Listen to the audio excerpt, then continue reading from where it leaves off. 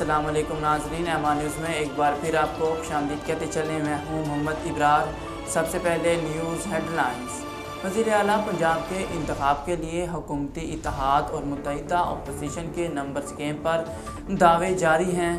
हुकूमती इत्तेहाद ने पंजाब असम्बली में 199 वोट होने का दावा किया है, जबकि मुत्तहिदा अपोजिशन अपनी गिनती 200 से ऊपर होने का दावा कर रही है। ज़राए का कहना है कि हुकूमत ने आर्टिकल 63A के तहत मुनहरिफ अरकान के वोट को तस्लीम न करने की हिकमत अमली बनाई है और पार्टी चेयरमैन इमरान खान की जानिब से मुनहरिफ अरकान के खिलाफ रेफरेंस फाइल किए जाएंगे। PTI रहनुमा ज़रताज गुल का कहना है कि हम इमरान खान के कहने पर जान भी देंगे।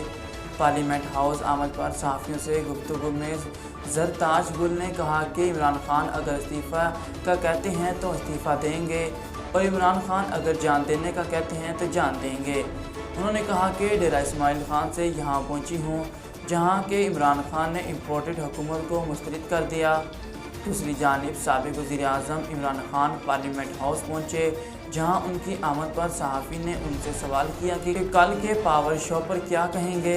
इस पर साबिक़ वज़ीर आज़म ने कहा कि मुझे कुछ कहने की ज़रूरत नहीं, इज़्ज़त देने वाला मेरा अल्लाह है। कौमी क्रिकेट टीम के कप्तान बाबर आज़म ने ICC player of the month का एजाज़ अपने नाम कर लिया। बाबर आज़म के अलावा ऑस्ट्रेलिया की वुमेन क्रिकेटर रेचल बेन्स ने भी प्लेयर ऑफ द मंथ का एजाज़ अपने नाम किया। बाबर आज़म को ये अवार्ड मार्च के महीने में शानदार कारकर्दगी का मुजाहरा करने पर दिया गया। ICC की जानिब से प्लेयर ऑफ द मंथ के लिए नामजदगियों का ऐलान रवां माह के आगाज़ पर किया गया था। नाजरीन, अब तक के लिए इतना ही। मज़ीद खबरों और तफसीलात के लिए देखते रहिए एमान न्यूज़।